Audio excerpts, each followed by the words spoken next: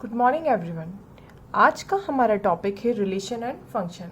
इसकी एक्सरसाइज 1.1 का हम फिफ्थ क्वेश्चन करेंगे। अब फिफ्थ क्वेश्चन क्या कहता है हम देखते हैं। Relation R in the set A of human beings in a town a particular time is given by R equal to X comma Y, that is X and Y work at the same place. और second question है R equal to x comma Y, that is x and y live in the same locality. अब इसमें वही तीन condition हमें check करनी है कि ये रिफ्लेक्सिव है, सिमेट्रिक है या ट्रांजिटिव है। अब हम देखते हैं कि यहाँ पर सेट ऑफ ह्यूमन बींग्स, हमारे सेट में इन्होंने ह्यूमन बींग्स दे रखे हैं।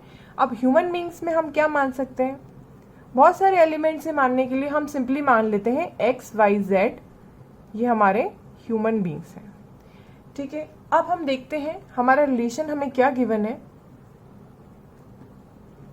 फर्स्ट पार्ट सॉल्व करेंगे। r equal to X comma Y, that is x and y work at same place. तो सेम प्लेस। अब हम देखते हैं कि हमारे क्या एलिमेंट्स निकल सकते हैं। अब इन्होंने बताया है कि x और y सेम प्लेस पर वर्क करते हैं, तो हम x ले सकते हैं क्योंकि x एक जगह ही काम करता है, x दूसरी जगह तो काम कर नहीं सकता है, तो x का आइडेंटिकल हो सकता है।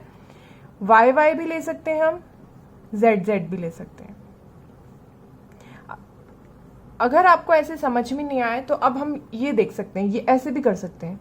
हम दो सेट मान लेते हैं ए बी, उसके हमने एलिमेंट्स डाल दिए हैं x y z। अब इनकी क्रॉस पेयरिंग करके हम देख सकते हैं, x का x के साथ पेयर बनता है, y का y के साथ पेयर बनता है और z का z के साथ पेयर बनता है, ये हमने लिख दिया। अब x का अगेन y के साथ पेयर बनता है, x का z के साथ भी पेयर बनता है।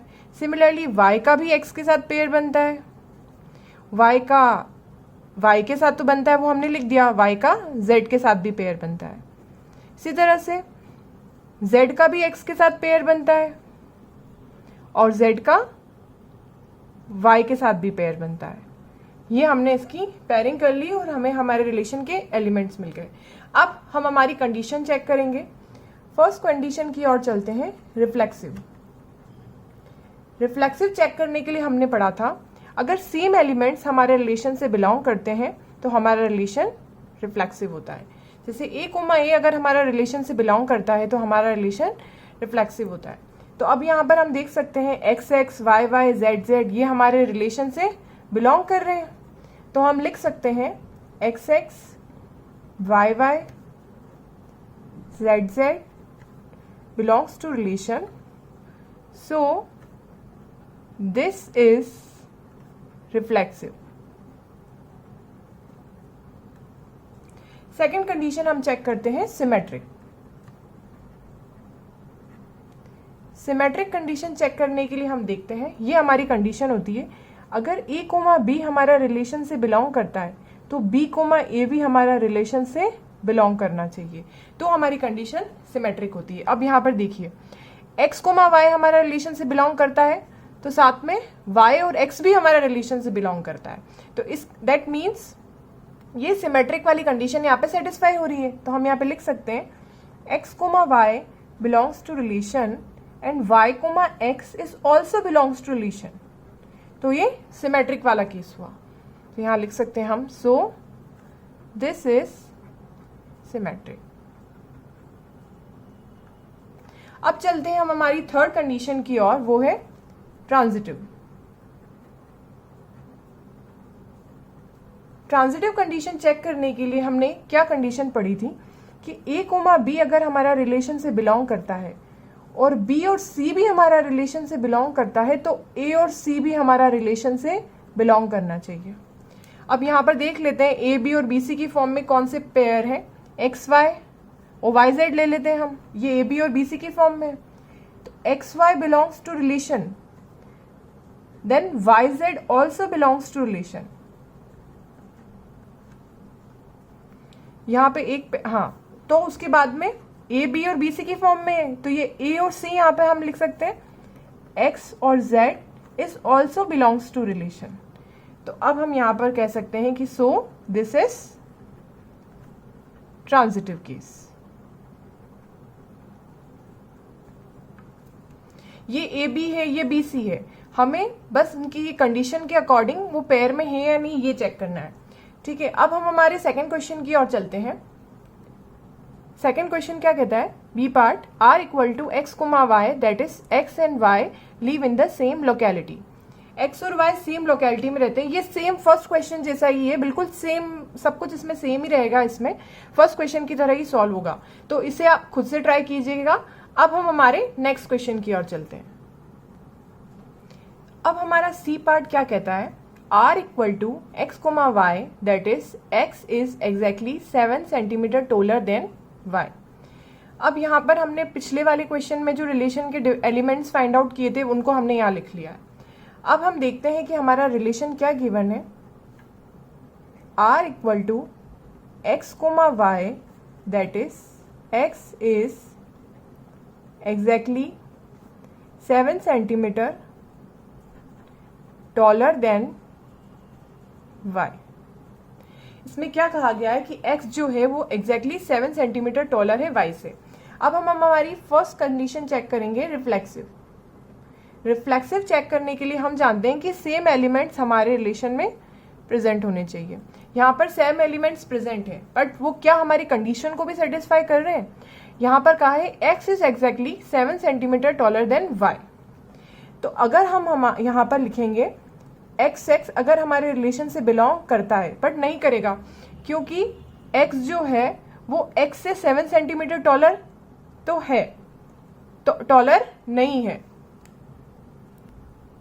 सॉरी x जो है वो x से 7 सेंटीमीटर टॉलर कैसे हो सकता है।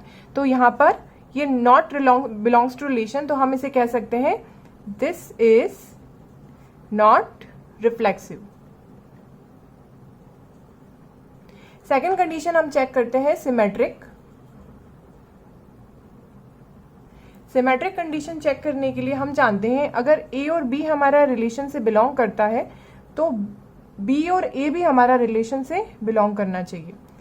अब यहां पर हम लिखते हैं x y से 7 सेंटीमीटर टॉलर है। ठीक है, x और y हमारे रिलेशन से बिलोंग करते हैं, तो y और x भी हमारे रिलेशन से बिलोंग करना चाहिए। बट ऐसा है क्या, x जो है वो y से 7 सेंटीमीटर टॉलर है। एग्जाम्पल से समझ लेते हैं, ये x है, ये y है, ये इससे 7 सेंटीमीटर टॉलर है। ठीक है, तो अब जब हम ऐसे लिखेंगे तो y इधर हो जाएगा और x इधर हो जाएगा। तो ये तो y तो x से 7 सेंटीमीटर छोटा है, x 7 सेंटीमीटर बड़ा है, तो वापस y बड़ा हो ही नहीं सकता x से। तो that means it does not belongs to relation. तो ये नॉट सिमेट्रिक का केस हुआ। उम्मीद है आपको यहां तक समझ में आया होगा। थर्ड कंडीशन चेक करेंगे, ट्रांजिटिव।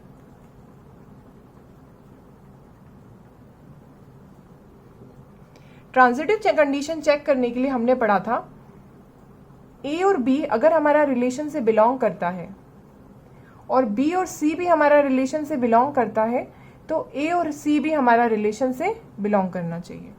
अब यहाँ पर हम उसे देख लेते हैं, कोई भी दो पेयरिंग ले लेते हैं, एक्स वाई और वाई जेड यहाँ पर लिखी नहीं है, हम लिख लेते हैं क्योंकि वाई जेड भी पेयरिंग बन सकती है। तो अब हम यहाँ देखते हैं एक्स वाई हमारा रिलेशन से बिलोंग करता है और वाई जेड भी यहाँ पर लिखा है कि हमारा रिलेशन से बिलोंग कर रहा है।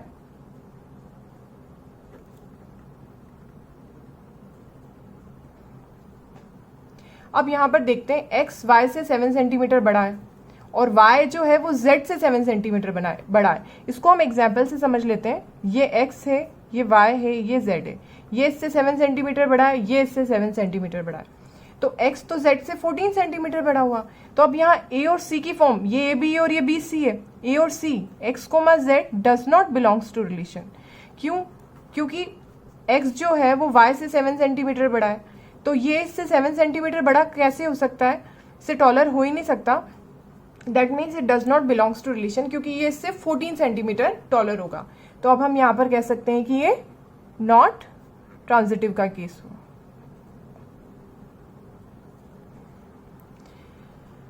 अब हम चलते हैं नेक्स्ट डी क्वेश्चन की ओर। डी पार्ट क्या कहता है? Relation R is equal to X comma Y, that is X is wife of Y. हम यहाँ पर हमारा रिलेशन लिख लेते हैं, X comma Y that is X is wife of Y. अब हम इसको देखते हैं कि हम इसको कैसे सॉल्व कर सकते हैं। अब इसमें हम हमारी फर्स्ट कंडीशन देखते हैं, रिफ्लेक्सिव। पेयर्स तो हमारे यहाँ पर बने हुए हैं। रिफ्लेक्सिव कंडीशन चेक करने के लिए सेम एलिमेंट्स हमारे रिलेशन में प्रेजेंट होने चाहिए। तो यहाँ पर एक्स एक्स प्रेजेंट है, but X is the wife of Y, यानी कि एक्स तो वाइफ है और वाई हस्बैंड है। तो अब हम यहां पर ऐसे लिख सकते हैं, X X belongs to relation? नहीं, X X belongs to relation because जो एक्स जो है वो एक्स की वाइफ नहीं हो सकती, एक्स तो वाई की वाइफ है। तो यहां पर हम लिख सकते हैं because X can not B wife of x. तो ये नॉट रिफ्लेक्सिव होगा,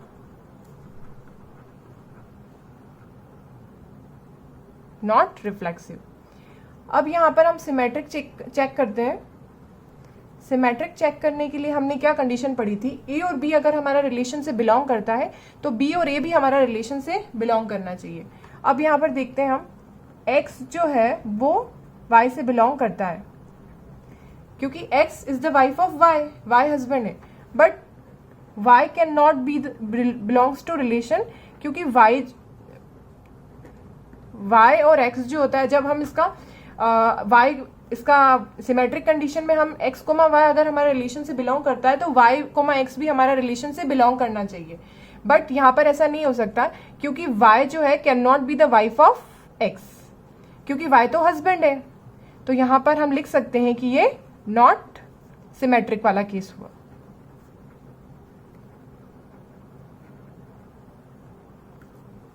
थर्ड कंडीशन हम ट्रांजिटिव चेक करते हैं।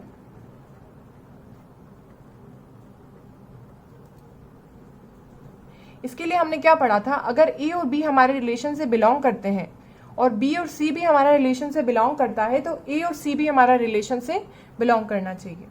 तो अभी हम यहाँ पर देखते हैं, एक्स वाई हमारा रिलेशन से बिलोंग कर रहा है और वाई और जेड अगर हमारा रिलेशन से बिलोंग करता है तो एक्स और जेड भी करना चाहिए, तो हमारा केस ट्रांजिटिव होगा। पर हम यहाँ पर देखते हैं, एक्स जो है वो वाई की वाइफ है, यहाँ पर y जो है वो z की वाइफ नहीं हो सकती क्योंकि y तो ऑलरेडी हस्बैंड है। और यहाँ पर x और z भी r से बिलोंग नहीं कर सकते क्योंकि x जो है वो तो y की वाइफ है, z की वाइफ तो हो ही नहीं सकती। तो यहाँ पर ये भी नॉट ट्रांजिटिव वाला केस हुआ।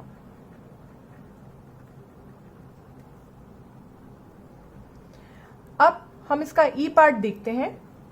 उसका रिलेशन हमें क्या डिफाइन है? r equal to X comma Y that is X is father of Y. X जो है वो वाई का फादर है। तो अब हम इसमें कैसे अपनी कंडीशन चेक करेंगे? रिफ्लेक्सिव कंडीशन चेक करने के लिए हम देखेंगे, सेम एलिमेंट्स प्रेजेंट होने चाहिए, X X belongs to R होना चाहिए। But X X belongs to R नहीं हो पाएगा क्योंकि एक्स जो है वो एक्स का फादर नहीं हो सकता। यहां पर हम लिखेंगे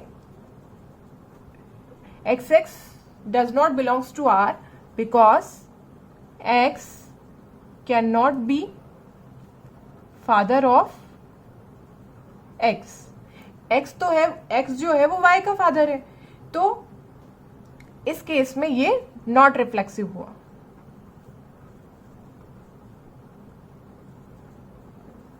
सेकेंड कंडीशन हम चेक करते हैं, सिमेट्रिक। सिमेट्रिक चेक करने के लिए भी यही कंडीशन हमने पढ़ी थी। अगर ए और बी हमारा रिलेशन से बिलोंग करता है तो बी और ए भी हमारा रिलेशन से बिलोंग करना चाहिए। तो अब हम यहाँ पर देखेंगे, एक्स कोमा वाई अगर हमारा रिलेशन से बिलोंग करता है तो क्या वाई कोमा एक्स भी हमारा रिलेशन से बिलोंग करेगा? x जो है वो y का फादर है, तो y क्या x का फादर हो सकता है? नहीं हो सकता, तो दैट्स वाई ये नॉट सिमेट्रिक का केस हुआ।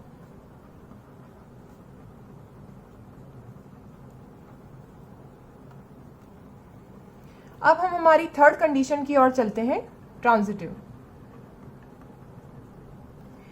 ट्रांजिटिव कंडीशन चेक करने के लिए हम देखेंगे, हम जानते हैं हमारी कंडीशन क्या होती है। अगर ए और बी हमारा रिलेशन से बिलोंग करता है और बी और सी भी हमारा रिलेशन से बिलोंग करता है, तो ए और सी भी हमारा रिलेशन से बिलोंग करना चाहिए। अब हम यहाँ पर देखेंगे एक्स और वाई हमारा रिलेशन से बिलोंग करता है और वाई और जेड ये भी हमारा रिलेशन से बिलोंग कर रहा है,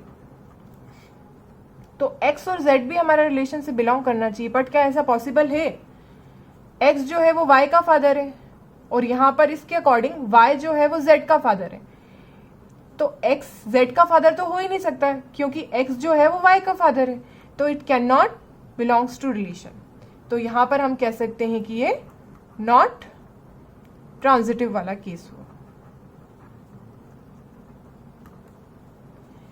अब हम चलते हैं हमारे नेक्स्ट क्वेश्चन की ओर। अब हमारी सेकंड क्वेश्चन क्या कहता है? Show that the relation R in the set R of real numbers defined as R equal to A comma Y, that is A is less than equal to B square, is neither reflexive nor symmetric और nor transitive. अब हमें ये चीज यहाँ पर proof करनी है कि ना तो ये रिफ्लेक्सिव है, ना सिमेट्रिक है और ट्रांजिटिव है। अब आइए हम इसको देखते हैं कैसे सॉल्व करेंगे। अब हम जानते हैं कि रियल नंबर्स क्या होते हैं। अब हम एक सेट मान लेते हैं ए, उसके अंदर हम कुछ रियल नंबर्स डाल देते हैं। रियल नंबर्स जो होते हैं वो होता है 0, +-1, +-2, उसके अलावा फ्रैक्शन वैल्यूज भी आती है 1/2, 1/3, रूट वाली वैल्यूज भी आती है। इसी तरह रियल नंबर्स में बहुत सारी वैल्यूज आ जाती हैं। तो अब हम उनको यहाँ पर लिख लेते हैं 0, +-1, +-2, +-3। फ्रैक्शन वैल्यूज भी होती है 1/2, 1/3 इस तरह से, और रूट वाली वैल्यूज भी हो सकती है √2, √3। तो इस तरह हमारे सेट के एलिमेंट्स डिफाइन हो गए। अब हमें हमारे रिलेशन की वैल्यू क्या दे रखी है हम लिखते हैं r equal to A comma Y, that is a is less than equal to B square. अब हम देखते हैं कि हमारे रिलेशन में एलिमेंट्स किस तरह से डिफाइन होंगे। r इक्वल टू, अब हम देखते हैं यहाँ पे 0 रखेंगे तो यहाँ पर भी हमें 0 मिलेगा। 0 is less than equals to 0, तो 0 0 हो सकता है। हम यहाँ 1 रखेंगे तो हमें 1 ही मिलेगा। तो इस तरह से हमने वैल्यूज रख ली। हम 2 2 भी रख सकते हैं, ऐसी बहुत सारी वैल्यूज आ सकती हैं। अब देखते हैं कि हमारी कंडीशन में ये कैसे सेटिस्फाई होती है। फर्स्ट केस चेक करना है हमें रिफ्लेक्सिव। रिफ्लेक्सिव चेक करने के लिए हमने पढ़ा था अगर ए कोमा बी हमारा रिलेशन ए और सेम टाइप के एलिमेंट्स हमारे रिलेशन से बिलोंग करने चाहिए, तब हमारा रिलेशन रिफ्लेक्सिव होता है। तो अब हम यहाँ पे देख सकते हैं कि सेम टाइप ऑफ एलिमेंट्स हमारे रिलेशन से बिलोंग कर रहे हैं, बट 0,0, 1,1, 2,2 हमारे रिलेशन से बिलोंग कर रहा है। बट फ्रैक्शन वैल्यूज चेक करके देखते हैं कि आप फ्रैक्शन वैल्यूज भी हमारे रिलेशन से बिलोंग कर रही है। 1,2 को कैसे चेक करेंगे? हमारी कंडीशन है a is less than equals to B square. अब हमने यहाँ पे रखा a की value 1/2 less than equals to 1/2 का स्क्वायर, तो 1/2 लेस देन इक्वल्स टू 1/4 आएगा। इसकी वैल्यू होती है 0.5, इसकी होती है 0.25। तो ये गलत हो रहा है यहाँ पर, ऐसा नहीं हो सकता, 0.5 बड़ा होता है, तो यहाँ पर ये रिलेशन से बिलोंग नहीं करेगा क्योंकि ये वैल्यू हमारी इस यहाँ वाली रिलेशन की कंडीशन को सेटिस्फाई नहीं कर सकती। तो इसलिए हम कह सकते हैं इसको ये this is not reflexive, this is not reflexive. अब हम हमारी सेकंड कंडीशन की ओर चलते हैं, वो है सिमेट्रिक। सिमेट्रिक कंडीशन चेक करने के लिए हमने पढ़ा था अगर a कोमा बी हमारे रिलेशन से बिलोंग करता है तो b कोमा a भी हमारा रिलेशन से बिलोंग करना चाहिए। अब हम इसको एग्जाम्पल के थ्रू देख लेते हैं। हम मान लेते हैं 1,3 हमारा रिलेशन से बिलोंग कर रहा है। ठीक है, तो क्या 3,1 भी हमारा रिलेशन से बिलोंग करेगा? हम यहाँ पर उस कंडीशन में रख के देख लेते हैं इसको। a is less than equals to B square, a की वैल्यू है 3 लेस देन इक्वल्स टू 1। ये रॉन्ग हो रहा है क्योंकि 3 तो बड़ा होता है, 1 छोटा होता है। That means it doesn't belongs to relation. तो अब हम इसको यहां पर कह सकते हैं कि this is not symmetric, this is not symmetric. अब थर्ड कंडीशन है ट्रांजिटिव।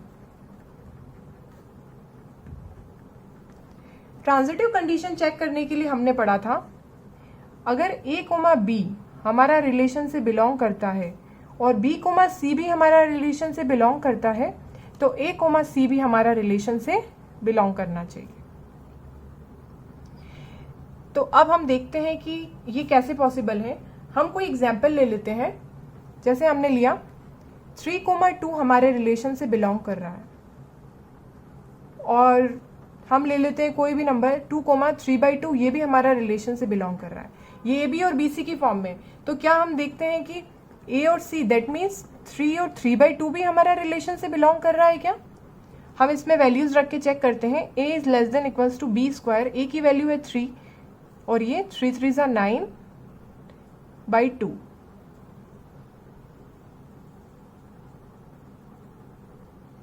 सॉरी, ये 9/4 होगा क्योंकि यहाँ पर 3/2, 3 3 9 और 2 2 4।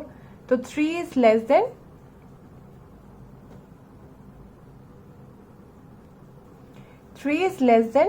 2.5। तो ये यहाँ पर कंडीशन रॉन्ग हो रही है। तो 3 और 3/2 रिलेशन से तो बिलोंग नहीं करेगा। तो इस तरह हम कह सकते हैं कि ये नॉट ट्रांजिटिव का केस हुआ। तो यहाँ पर हम लिख सकते हैं दिस इज नॉट ट्रांजिटिव।